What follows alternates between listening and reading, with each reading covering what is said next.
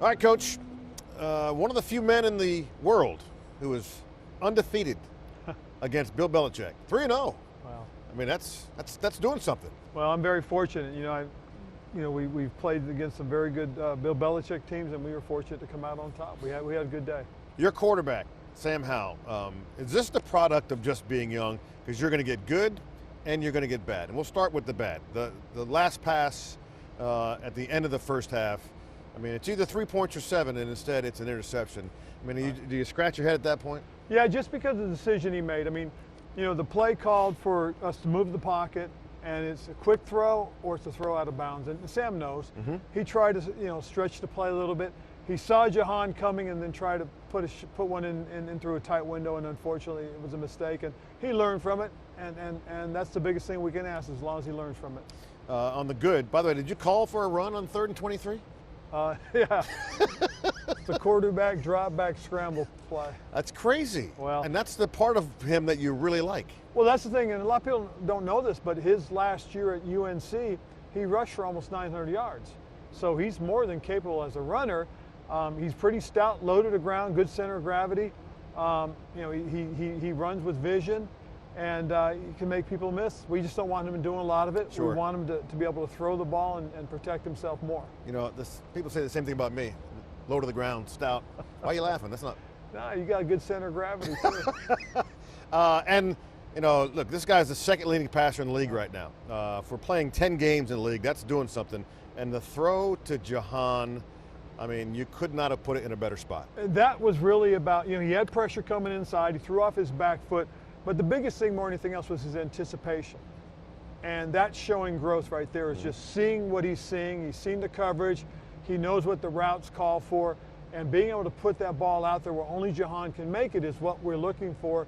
And to me, that shows some of the growth that we've been hoping for and looking for as far as he's concerned. One of the cool things, as a coach, I imagine, is, you're going to play football, you're trying to win football games. Brian Robinson said something after the game. He said, I talked to the young guys who were going to get some playing time, the Quan Martins of the world, Andre Jones, all these guys who are going to get some time. And then Quan said, he's in my ear all week long about how to get ready and be ready when your name is called. Yep. As a coach, that has to be a comfort factor for you. It does, just because you know that the veteran guys, the older guys, are helping the young guys grow and develop. And that's how a team comes together and gets better at what they're doing. And it's been a little bit of a road. We've had some trying times here, but those are the things that we're working towards. The last few years it's been trying to find the quarterback. And I think we're in a good spot right now, and potentially we may have found that guy. He's going to continue to give us every opportunity to win. That's important. That's all you can ask for when you get out on the field, that you have that chance, and that's all we're looking for. You said potentially. I mean, Jonathan Allen said yesterday, 5-10 years are our quarterback for the future. And that's because, as I look at it, there's so much more that he's got to go and develop. We haven't arrived by any means. Sure. But what we do have is we have a guy that we trust. We have a guy that we're going to put out there on the football field and know he's going to do his best to give us every chance to win. One of the guys that's also growing, we saw just a little, I say little, it could be a lot, more confidence in Emmanuel Forbes. I know he's got a long way to go, but what you saw on game day was different than what we saw the last couple of weeks. Well, we saw a little bit of that swagger back, and again, he's got a ways to go. But using the techniques, doing the things that we're asking him to, gives him an opportunity to be productive for us. And we saw it. Several passes defended, a couple of big tackles for us on some screens and some bubbles and stuff like that. He's got that kind of ability. He's got quick twitch, good decision maker. If to us it's within the scheme, within the framework of what we're trying to do.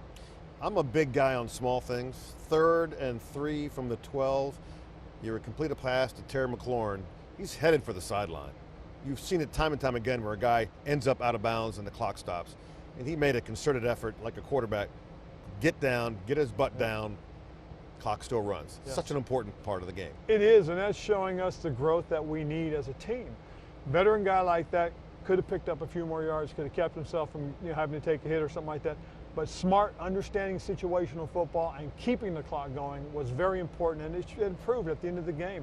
When the pressure's on, the other team, something bad happened, made a mistake, and we capitalized. All right, so to the strange portion of our show, You can't say it, I will, but I'm not sure what the referees were thinking, and it looked like something that came out of the hind end of a bull, the call on KJ Henry. Coach, I have played the game at a minor level. I have watched the game all my entire life.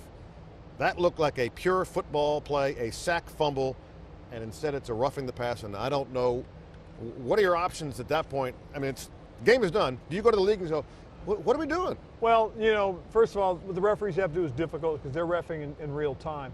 But for us as coaches and stuff like that, now it's like, hey, give me the explanation. That way I can share it with my team and we can avoid that type of play again. And we'll do the best. You know, I'm going to tell KJ probably the one thing is if there's any way to just show that you are trying not to. Right. That'll be the biggest thing that we'll talk about more so than anything else, and we'll leave it at that. Wow, that's a very PC answer from you because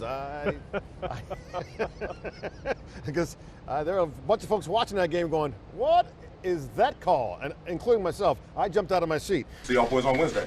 Yes, no, hey, let's go.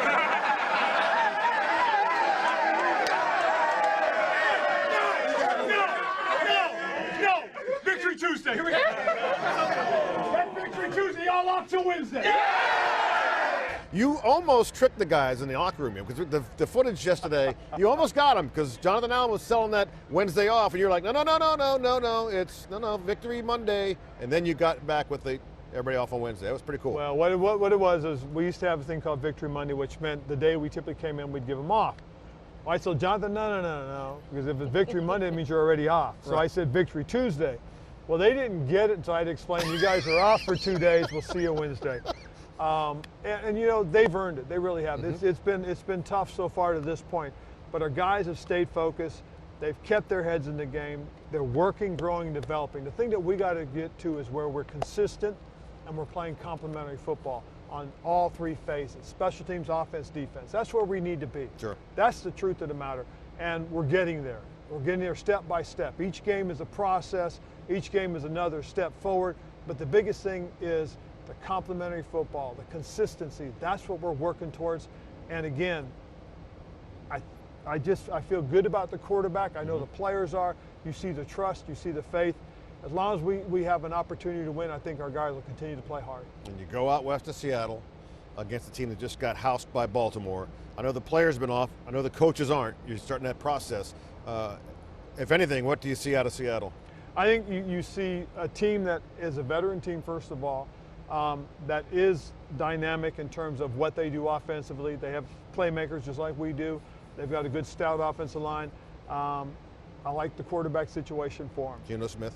Defensively, the one thing that you'll see, this is a very veteran-led team. Mm-hmm. Okay, Bobby Wagner, I think, is really one of the really good linebackers in this league. Dynamic secondary. They've done a really nice job, so it's going to be a real good test for our playmakers. They're going to have to find out just how good we can be or we are against a really good secondary. So this is going to be a really good game. I really do think so. Enjoy those pseudo days off. I will.